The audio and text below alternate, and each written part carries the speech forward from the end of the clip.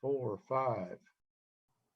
Good morning, everyone. I'm Dave Crouch, and this is Policy Talks, presented every month by Williamson, Inc., our county chamber of commerce here in Franklin. Just want to welcome our audience from WCTV Comcast Channel 3, along with a crew headed by Creed Henderson, who makes us look good every month. WAKM and Tom Lawrence make sure we get out there on WAKM AM 950. And we're also live streamed on YouTube video. So you can access us any way that's convenient for you. We enjoy having our audience with us. Look forward to being back into a live audience situation here in a couple of months over at Columbia State. But right now we're still virtual. And our guest today, Dr. Ken Moore, Mayor of the City of Franklin, and Eric Stuckey, our City Administrator in Franklin. Good morning, gentlemen. Good morning. Hey, good morning, Dave. Thanks for having us. Good to have you, and look forward to an update on Franklin. Mayor, I saw your State of the City address and was heavily impressed by the impact that COVID has had on our city and county, and all of the preparation and execution that went into dealing with that. Give us a little bit of a refresher on what you all covered in the State of the City and how many people were involved in that. Well, good. I appreciate the opportunity to talk about it. And unfortunately, we had limited audience because of COVID, but we held it at a different location this year. We were outdoors for safety reasons. We had it at the amphitheater at Franklin Park. Now, that's not a park in Franklin. That is a business park that's at the corner of I-65 and McEwen. And a lot of people weren't even aware of the amphitheater. We had a number of guests that morning as we talked about the past year, the city, and how COVID has affected us, and also how we've continued to work through many issues here at the city. We did not shut down during the pandemic. I think having Mayor Anderson and Todd Horton on as a short panel, Mayor Anderson's leadership and Todd's leadership as far as the logistics of testing, as far as the logistics of getting shots in people's arms, and just I can't say enough about how good Rogers has done as far as leading all the city's elected officials, city managers during this pandemic. We were on phone calls sometimes every single day of the week, and later we got down to 2 or 3 times a week. And so there's lots of communication between all the cities and entities in the county. Then we had Kathy Montgomery and Dr. Andy Russell, who's the medical director at Williamson Medical, talk about the pandemic and the number of cases and the importance to continue to be vigilant, and also a lot of emphasis on people continue to get immunized. And they talked about the numbers. And then Eric and I had our opportunity to do some banter back and forth and talk about where we are as a city, what the projects are that are continuing to move forward, and what we're looking at for next year and the future. So I think it was very well received. The title was Making Lemonade Out of Lemons. And I think that we definitely have done that this past year. And to do that, a lot of people to stir it up and keep it fresh and keep going forward. Really an impressive effort after, we heard all the hiccups with trying to find a place to do the vaccinations and the testing and that sort of thing, and how they finally got it staged out at the Ag Center. Kathy Montgomery mentioned that I think in the county now we've got they've given 85,000 vaccinations, 41% fully vaccinated. Dr. Russell, you're a doctor, so let me ask you this. But Dr. Russell made a statement that I found interesting. That maybe I should have asked him this, but he said that they have had zero serious adverse reactions to the vaccine at Williamson Medical. Uh, that's not what the rumors would have you believe from what's out there on the internet and, what you hear around among your friends. Uh, can you verify that? Is that accurate as far as, I'm sure it's accurate as far as Dr. Russell's experience, but is that accurate to your experience?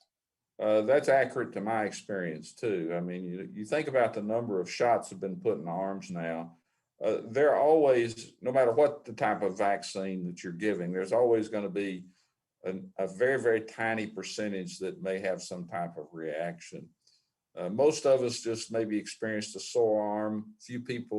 Some people had kind of a flu-like syndrome after the second shot, but the majority of people was kind of a non-event.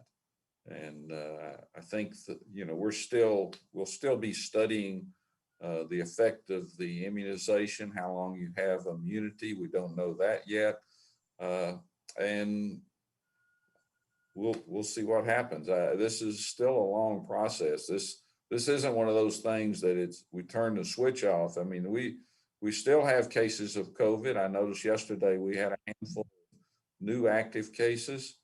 And this thing is still around, and we could still have another uptick. So I think that the response is certainly partially related to the immunizations. Certainly a lot of the response and decline in cases is because people have heeded those distance warnings and staying away from crowds. And right. Of course, the mask, I have been an advocate for the mask, continue to be so. But I know we've had our controversies about things during the pandemic, just like they did during the Spanish flu pandemic in 1918. People didn't like to put the mask on, and a whole bunch, 600, I mean, I've forgotten the exact number of people that died, but it was devastating. And not only was it devastating with death, but there were people that had post-flu syndromes.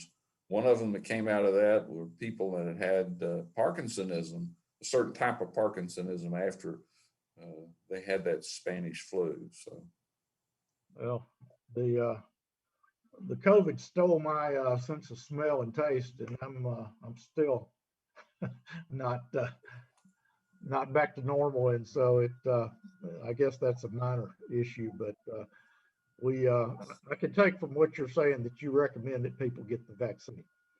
yes, I support vaccination. And if there's a question in your mind whether you should take it, whether you have some medical condition or whether you're pregnant or whatever, you should have those discussions with your doctor and make sure you're making that informed decision. Right. Now, Eric Stuckey, your role in this COVID response was to support the county's team out at the Ag Center with our city personnel, and tell us a little bit about what our first responders and police, fire department, how they took a role in that. Sure, and thanks for having us today. Yeah, it was a team effort on every level. Of course, we continued to provide a high level of service in everything we did with providing safeguards for our team members, for the public, et cetera. But specifically around testing and vaccination, we played a role in helping with the traffic flow in and out of the Ag Center, which is of course located in Franklin. Our paramedics were an active part of the distribution and oversight of vaccines, as well as help with the testing timeframes, et cetera. But we really pitched in together. And one of the things that the big lesson that I think you see out of this is that the relationships and collaboration that you see between the county and the cities with one another really came to the forefront. The fact that we had good working relationships going in, we were able to build on those and make those even stronger, work together, navigate this thing together, and do it in a way that really stayed focused on serving the community, keeping people safe and as well as we could, and just learning and adapting and being resilient as stuff came our way. And we did that together. And, you know, if we didn't have the good relationships we had coming in, it might have been rockier. But we certainly found ways to work together, solve problems, and really honored to be part of that team effort, and proud of our team and how they stepped up to continue to serve the community in really unique circumstances. I would highly recommend that people go to YouTube and watch the State of the City, Franklin, Tennessee video. And because it was a huge effort, and you all described it very well in that presentation. So thanks for all you all do on that, and we look forward to everyone else appreciating that as much. The last thing that struck me in the State of the City is that things are very rapidly coming back to normal. You gave away some tickets, I believe, to the Pilgrimage Festival. And so that is back on the agenda this year. Main Street Festival, I think, is back on the agenda. Bluegrass on the Harpeth, Franklin on the 4th. Is there anything not back to normal yet? Where are we, gentlemen? We're pretty well back in full swing, and we never stopped serving. That's for sure. We had to do it some different ways, but you know, our offices are completely open. We do have some additional physical safeguards in place, and of course, like we've had for months and months, there's lots of hand sanitizer everywhere, and we don't require the mask, but we do tell people if they're not vaccinated, we urge them to wear it. But we're just following CDC guidelines like we really have throughout. And you know, our fully vaccinated staff, we're saying, hey, you know, make your own decision, but you're able to function without the mask if you are fully vaccinated, again, based on those CDC guidelines. We're planning, like you said, we're planning for pretty much full scale community events and festivals the second half of the year. The organizers of the pilgrimage were in town this week, and we do some pre-planning and walkthroughs with them, and thinking through different elements of the logistics of a large scale event like that. And they shared that they've already sold over 70% of their tickets here in late May, which is pretty impressive. So they look like they're well on their way to a complete sellout of the event. And of course, just like they are, just like us, thinking of what safeguards do you continue to provide, but with the prevalence of vaccination and people taking the right steps, we can return to more of a normal situation. So we're excited to do that because we love bringing the community together. It's one of the things that makes Franklin special. And so we're excited to have those rolling again. You know, we've got Memorial Day Monday. And so that, I guess that's the first big major event. And then Juneteenth, there's a big celebration there. Okay.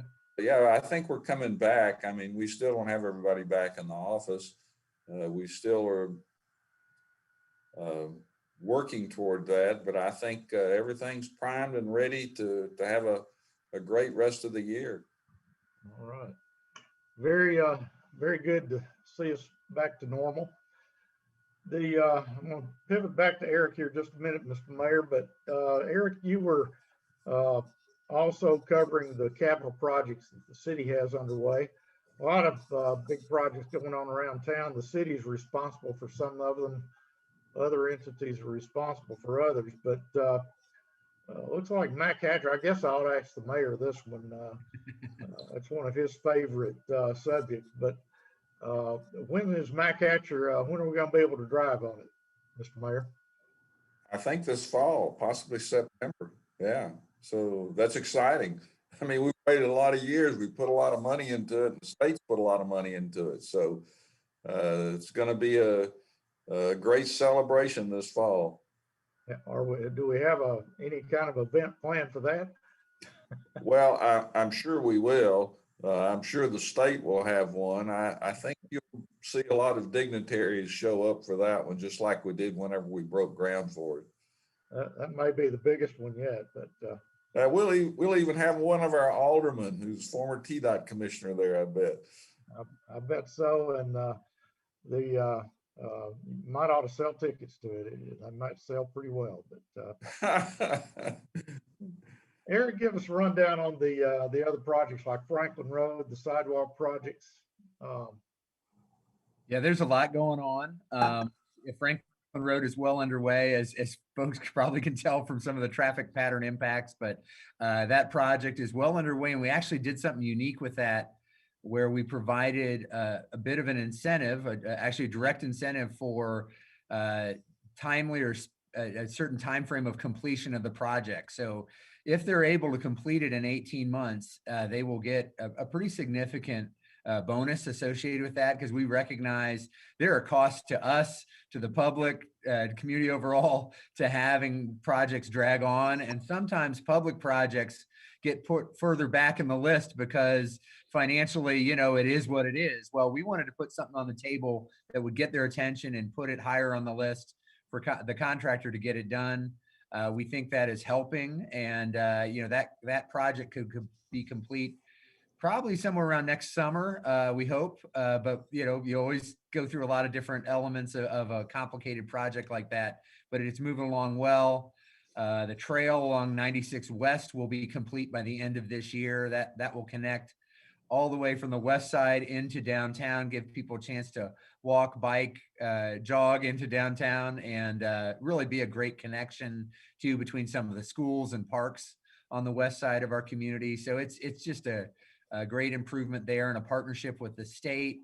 Gosh, the biggest one that you don't really see is moving along really well, which is our water reclamation wastewater treatment plant, where we are expanding the capacity from 12 million gallons a day to 16, and also just upgrading our state-of-the-art technology to even a higher level. We already treat at about the highest level in the state in terms of the water we treat and put back in the Harpeth River.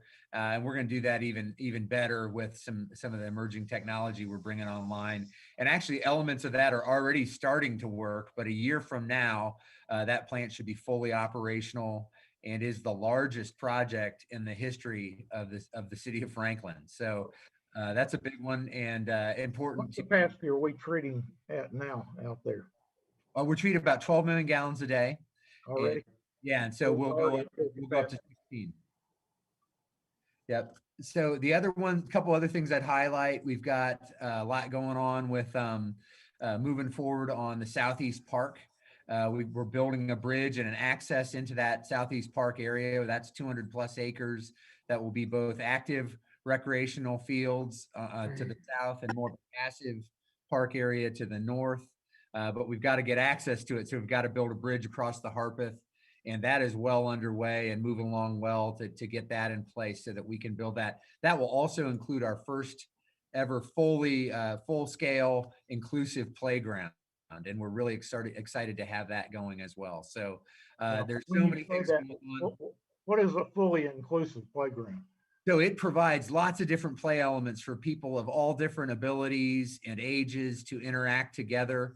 You know, there are some things, if you've got certain physical challenges, that might be hard for you to interact in a traditional playground. So this gives more access and ability for children and families that have some of those special needs to play and enjoy the park together. So it really makes the whole park work for the whole community, which is the goal. So, and I think that'll be a great partnership. There's been a lot of interest in the community in supporting this effort. And I think you'll see that be a pretty special public-private partnership to bring that great amenity to our community. Out in that same area, I understand you're planning the overpass over I-65 there at Long Lane, and just completed the fire station number 7. So that part of town is a pretty active area right now. It really is. It's one of the fastest growing areas in our city. A lot of new residents coming in there, and we need to provide that infrastructure, be it parks, public safety, and Fire Station 7 is a great example of another partnership. It is a Franklin Fire Department fire station, but we also have co-located Williamson County Emergency Medical Services. So the paramedics operate out of there as well. And so we did that together. Again, a great way to work together, serving the community. And that opened up in early May. So we're thrilled to have that going. And then talked about the park. The overpass is in design phase now. And so we're working on that, and that will help connect east and west sides across the highway, give an alternative there. We're also going to improve the intersection where that will ultimately connect at Lewisburg. So it should improve the network for people getting to and from the east and west side in our southern portion of town. Does that mean we'll have another traffic light on Lewisburg Pike? You will have another one there to make that fully work on the northern end of the Berry Farms neighborhood. Oh, goodness. I'm sure that's necessary. We'll time it up right, I promise you. Back to you on Columbia Avenue. It was mentioned, and I'm going to, this is my, I guess, my Chamber of Commerce hat back on. Some of the business community aren't crazy about those plans out there, because that's kind of the last bastion of locally owned businesses, maybe outside of the restaurant industry. If you want to get your car repaired, body shop work done, tires, those are all the last of the locally owned businesses out there on Columbia Avenue. And a construction project would be very difficult. And I was going to ask Eric a minute ago how long the Hillsborough Road project took, but now that we're back to Columbia Avenue, how long would a project like that take? And what's the status of that project, Mr. Mayor? Yeah. Well, I think we can both respond to that. Currently, Columbia Avenue is actually in final design, and we have worked very closely with all the property owners along Columbia Avenue. This is a fully funded project with the money designated specifically for Columbia Avenue. I think we could look at other projects that we've had, such as Hillsborough Road and currently Franklin Road, and see that there are a lot of efforts made to make sure that those businesses have full access to the public, and the traffic will be managed as best we can to make sure that those businesses continue to be viable. There has been a lot of dialogue with those businesses. That doesn't mean that everybody's 100% happy with that. But if you look at the traffic counts, this is something that really needs to be done. Yeah, when we look at the data, that the traffic flow and it is one of the poorest functioning roads in the whole community in terms of traffic flow and safety. And this will improve that. We've tried to work real closely with the businesses in the area about sidewalk access to help provide that does not exist for the most part along there. So we think in the end, it will be a great improvement. It is always challenging to get there. We have been really conscientious about working about access points and continue to keep businesses viable both during the project and after the project. And we've talked specifically about how we time construction, and are there ways to both expedite it, things like we're doing on Franklin Road to incentivize that the project moves along quickly, and also do work on off hours to help make it less disruptive to active businesses. So we're going to do everything we can to lessen the impact, but there's always disruption when you change and upgrade a roadway. But the end result, I think, will be really positive for businesses and for the community. We just got to get from here to there. It's a couple years away from bidding, and then construction we'll have to see exactly, but I think you're looking at an 18 to 24 month construction period. And again, we'll work with how we stage that and phase it in so that we can lessen impact as much as we can for those businesses. Any updates on the southwest leg of McHatcher and how that might interact with this at this point? Well, it's ultimately pretty far away in the TDOT world in terms of funding. That is not really anywhere on the horizon. I think it's more likely to see expansion of the southeast leg before you see the southwest added. And actually, there is some preliminary engineering work going on for the southeast expansion, which will be helpful. That's an area that bottlenecks quite a bit too. So I think their priority is take care of what you've got and get it to the right place from capacity standpoint before you add the new roadway. They've done some preliminary alignments on Southwest, but that's pretty much it at this point. So it's pretty far off in the distance. Again, a pretty sizable state contribution project to make that happen. Right. Mayor, you're part of a mayor's council, and I've not remembered the name of it, but that all the Middle Tennessee mayors meet and divvy out the federal funds many of the federal funds that come down here from Washington for highway projects and that sort of thing. Is there anything bubbling up through that group that you could share with us that we might see on the horizon here soon? Well, you're referring to the Transportation Policy Board, which I do sit on along with other mayors within the region. And you're absolutely correct that that's part of the federal funding process, is that these projects have to be brought through this Transportation Policy Board. We work very closely with the Federal Highway Department and also Tennessee Department of Transportation. Also our staff, each mayor's staff would have an input as far as future projects. I think one of the highlights is we rank those projects as they get ranked based on various methodologies.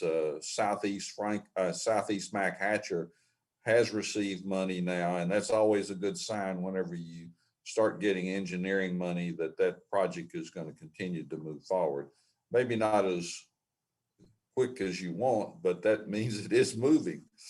Well, in Washington now, they're talking about a almost $1 trillion infrastructure bill that it seems to be getting a little traction. I think the Republicans came out and said they could support $928 billion bill yesterday.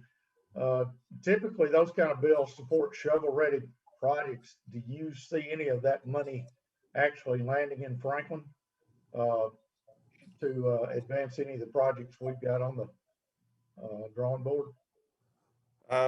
Just off the top of my head, I can't think of a specific project, but I'm sure that we're going to have, if there is federal money for infrastructure, that we would be working very hard to make sure that we got our share distributed to us. You know, we have lots of bridges that need repairing. We have other road projects. We never have enough money to do all of the projects we have. I think my concern with big infusion of federal money for infrastructure, just like this current federal money infusion, sometimes there's not a lot of flexibility with it. And that's what we're finding out with this most recent tranche of money that we're seeing. And also when it's a federal project, federal highway project, it adds additional time to projects. And of course, we have federal money on McEwen Phase 4, and that's added somewhere, year to 2 years on that project because their requirements are much more extensive to do a project. It's easier for us to do a project if we've got the money. We can move it along much faster. If you have TDOT involved, it's a little slower. Then if you have federal highway involved, it's much slower. Just more hoops to jump through and more verifications and re-verifications and repeat verifications and repeat verifications sometimes. I think it could help us on Mac Hatcher. One of the things we did that helped us get the Northwest extension funded was we got it on the federal highway classification list. We got it put in a place that made it more eligible for federal dollars. So that same work we did to help the Northwest could help especially the Southeast expansion happen. So I would hope it might push along further projects that are already in the pipeline and maybe help them happen sooner. But Mayor's exactly right. McEwen 4, we saw that. The good news is it's about a $40 million project and we're getting 26 to 28 million of it paid by the federal government. That's great, but the timing and the some of the hoops you have to go through is sort of the price you pay for those dollars. And we always try to make a judgment call of, is it worth it?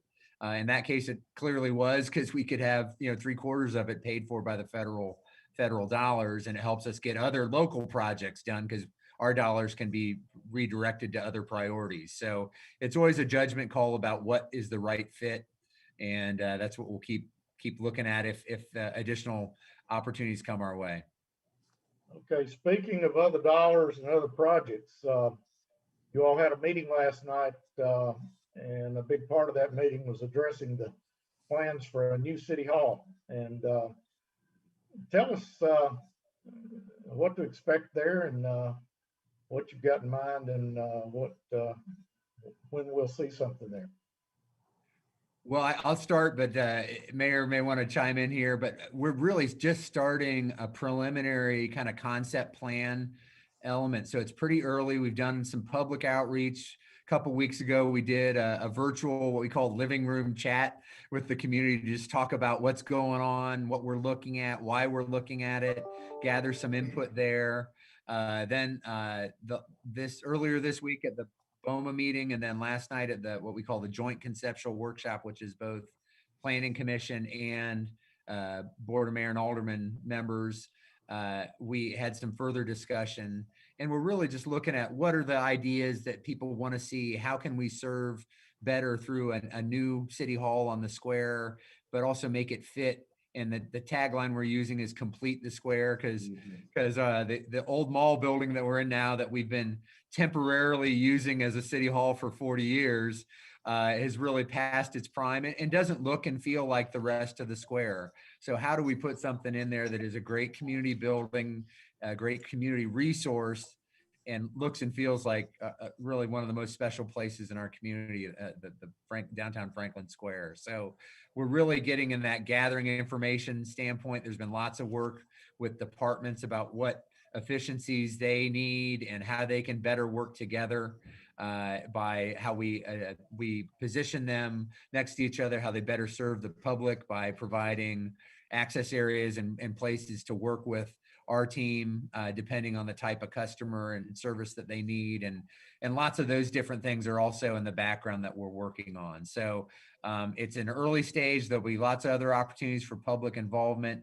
We anticipate by this fall to have sort of an initial concept plan to share with the board, share with the community, and get some feedback. So some more feedback. So that we're in that early stage, but it's an important project and something that is probably I would guess probably around a 5-year horizon to get there, just because of all you have to do, but really important, a generational project for the community.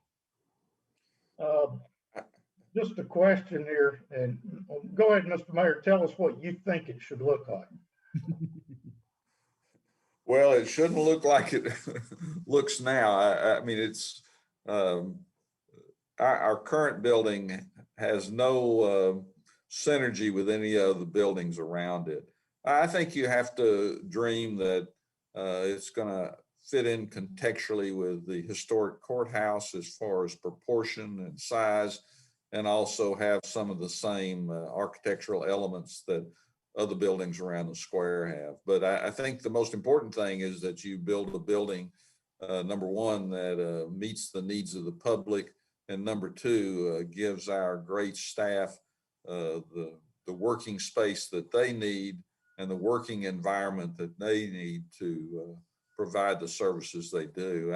I think back about when we did the police building, and at that time, we had policemen working out of closets, and I'm not aware of anybody working out of a closet now. But I I am aware of areas of the building where people work that if we get too heavy a rain, they're going to have their umbrella out. And you walk around City Hall and you see we have roof issues, we have ventilation issues. So it's, you know, people would say, why don't you just remodel it? Well, we have looked at that in the past, and the cost to bring it up to where it needs to be tells us that it's better to tear it down and build up. So I visualize a vertical construction with several floors and probably additional parking. But again, we're still in that phase where we're figuring out space needs and things of that nature. I heard a lot last night about a plaza where people could gather. You know, all these are concepts that we'll have to look at and figure out as we move forward. Has anybody explored that there might be a better place for City Hall than on the square? You know, for instance, you know, having to go there to get a building permit or deal with the codes department. Most of the building is not going on in downtown Franklin, I would argue. Just a question. Well, I think always there's that question, is it better to go out and build on a green field? And we went through that exercise with the police building originally. You know, having City Hall downtown creates a vitality within the core of your city. I think that's important.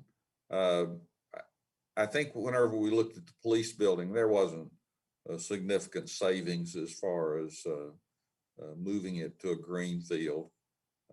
I think having your City Hall downtown makes a statement to visitors. It makes a statement to our citizens, and we're going to provide the adequate parking and convenience for people to be able to come.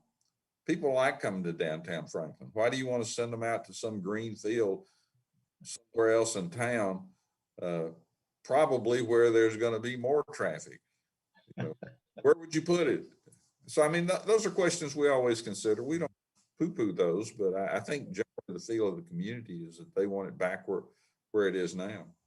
And it does really help us serve the community. We want it to be an activity center, a gathering place for the community.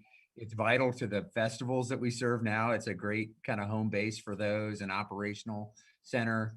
Things like you talked about with codes and permitting, we actually do a lot of that online anyway. You know, and we find ways to meet people where they are and provide as convenient services as we can. And that's going to continue. But there is, I think the mayor makes a great point about the vibrancy and being part of the hub of the activity of our community, and having City Hall in the midst of that is a real positive. We already own the land. That helps too. And there are ways to reconfigure this 4 acres we sit on to have more community benefit than just a City Hall. There can be some additional commercial space that brings some activity to the first floor, et cetera, that can be very beneficial to downtown too. So we see some real positives in maintaining that presence and stay connected to that vital part of our community. Great. Listeners, they could go to completethesquare.com and take a survey and help us understand what they feel City Hall should be and what kind of services it should have. Very good. Our time's flying, and I've got a lot of other things I'd like to get into, but one significant thing we need to talk about is the budget. You all are in the budget process. I think you've had the first reading and got a couple other readings coming up this month. Yeah, I started to read all 468 pages of it, but I hope you'll forgive me if I didn't read the whole thing. But give us an overview of what the budget looks like and how it may be a little different than previous years. Well, we really real quick, it's balanced. Yeah, that's right. So then I'm going to give it to Eric. Yeah, most importantly, it is balanced. One of the things we started thinking about really early on in the pandemic is how we emerge from the pandemic. And so we really focused over the last year of how we both plan for the challenges that might be coming our way, but also how do we respond and come out of it even stronger. You don't go through what we've all gone through individually or as a community or as a city organization and not be changed. And we wanted to be changed in a way that made us stronger, more resilient, more sustainable going forward in everything we do. So we really tried to focus on that. We're in a better position financially than we feared a year ago. That's positive. And services have been maintained, and we're looking at how we move forward to support projects, support our team, and continue to provide a really high level of service to the community. The numbers are basically the overall budget, all things rolled into one is just under $167 million. That's just under 2% increase over a year ago. Our general fund budget is at 84.5 million. That's a little larger increase because we've got some one-time federal and state money that's there for COVID response, COVID impacts that came from federal and state that is one-time money going into that budget. And so that's a little bit, that's like a 9.8% increase, but that one-time money is really the driving force there.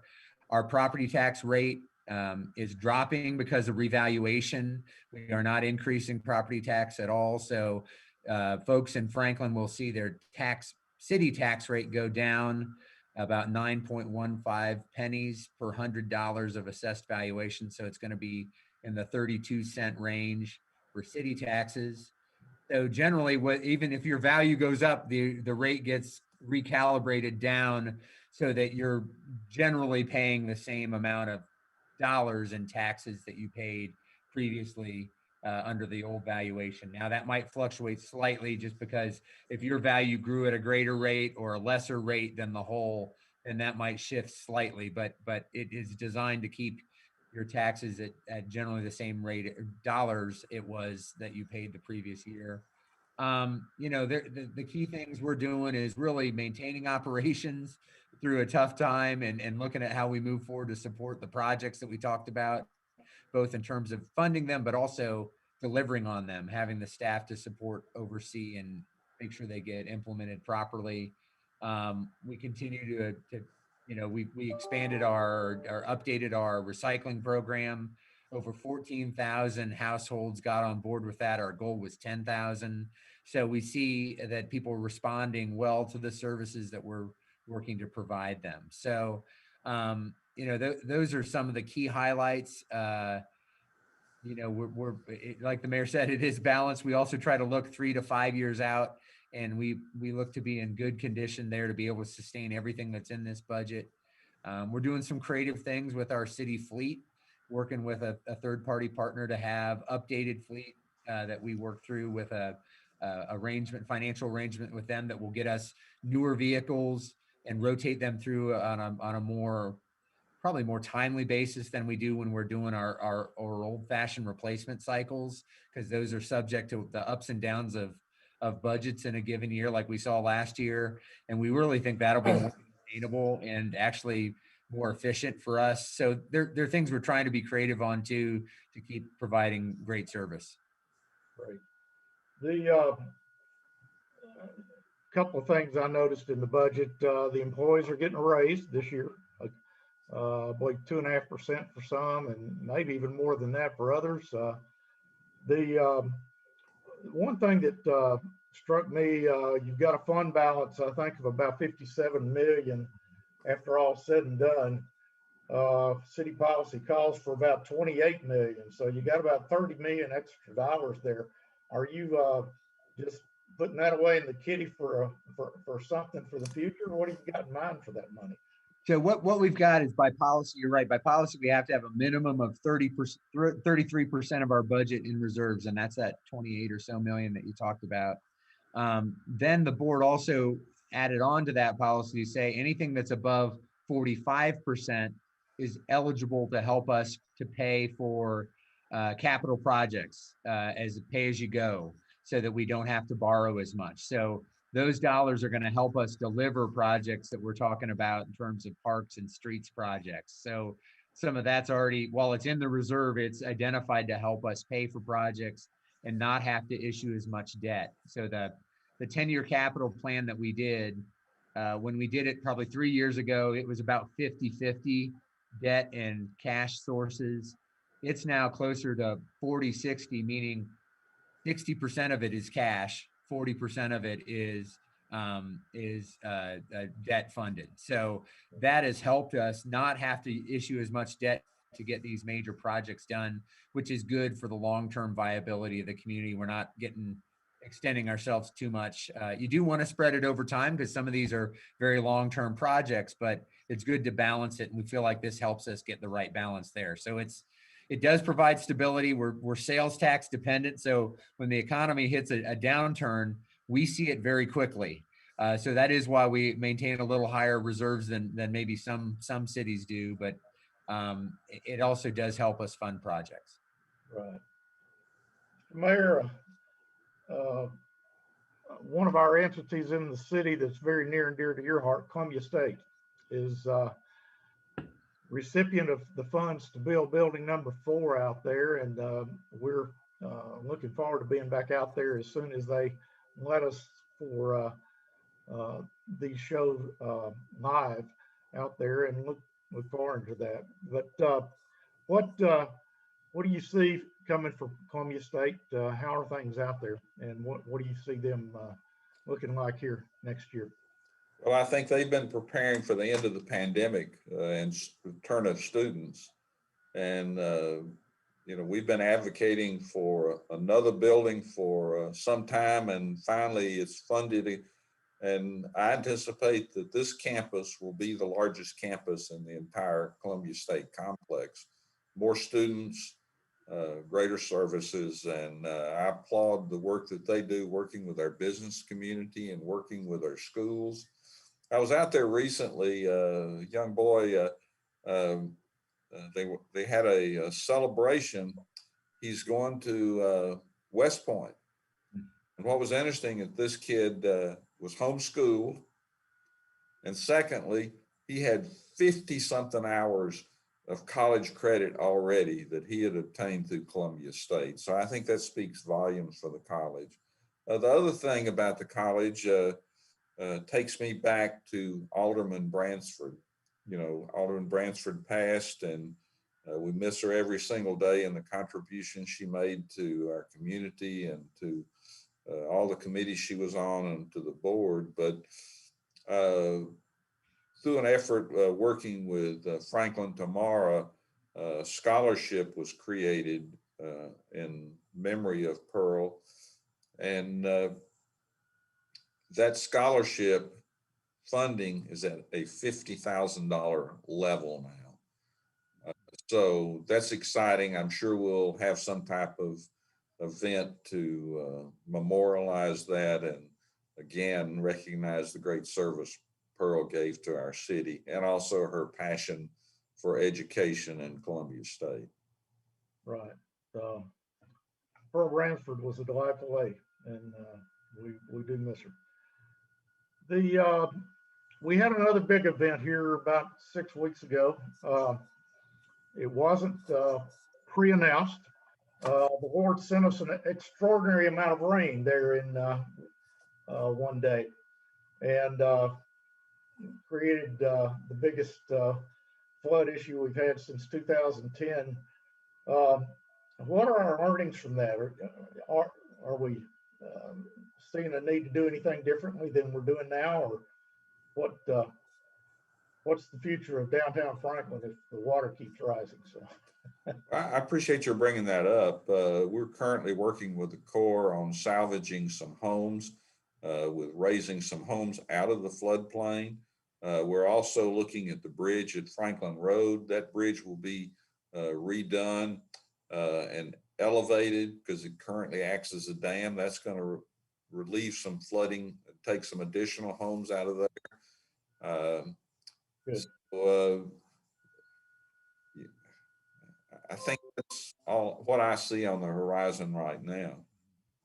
Well, and just in terms of response, our teams, you can tell they had studied well the lessons of 2010 and really responded well to what was coming. We were tracking it very, very closely.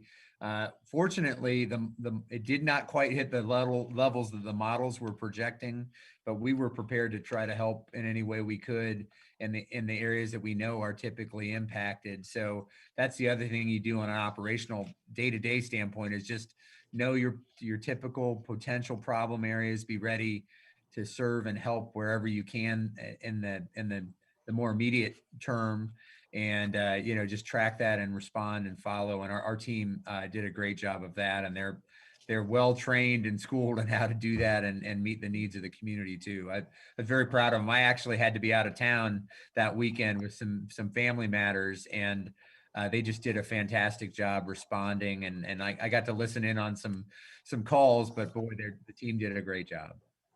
I personally, of course, I've lived on the river now for 25 years, and so I maybe pay a little more attention to it than the average person. But I got a call about 3 o'clock that Saturday afternoon from my friend and neighbor Clay Mackey, and he said, "Dave, emergency management just let us know that this rain system looks very similar to the one that came through in 2010. You just might want to be ready." Well, I didn't get a call like that in 2010. I don't think anybody did. Yeah. And so I was impressed with their antennas being up and being ready to respond. They did have to fish a kayaker out of the river there right behind my house. So I got to see our emergency responders at work there too. But and I'm just going to put this out there. In the 25 years we've lived on the river, the biggest impact on the river levels was after 840 was built, because 840 created another 8 or 10 miles of about 8 lanes of pavement that has no floodwater retention on it. So all that water goes straight into the Harpeth River Basin. Same thing's fixing to happen out Highway 96 between here and Triune. And I guess all that water will come back through, is it Browns Creek, or what's the name of that creek that flows back toward Franklin from there? So just an FYI, you might want to look at possibly a retention pond or something out that way to kind of hold some of that water back. But well, I know when every city road project, we very much look at stormwater impacts as we do them. Those are both large scale state projects. I assume they do, but I don't know. I'm not sure all the consideration they give it. I know we put a lot of time into it, and that's one of the elements we look at. And we typically try to improve the stormwater situation by adding facilities or enlarging facilities. When we do the roadway, we figure while we're at it, let's make it better in that regard. So I hate to see it go the other way with some of these large projects, but we try to be very conscientious about it. Well, pardon the personal. No, it is what it is, unfortunately. Just one of my observations, and a subject that's near and dear to my heart. We love where we live, and but it does. It's a mess sometimes to clean up after those events. We're closing in on our time. Mr. Mayor, you made another announcement last Wednesday. Said your name is going to be on the ballot again in 2023. There's been a lot of chatter around town about whether that was going to happen and who could replace you. I don't think anybody can replace you, of course, but glad to see that you're going to run again. Tell us what went into that decision. Talking to my wife. Okay. Yeah, I think it was a little early to announce, but I think there was a lot of rumor mill going around town, and plus we're going to have at least 4 new aldermen this election cycle, and there's some speculation that there will be additional turnover in 2023 with the at-large aldermen. So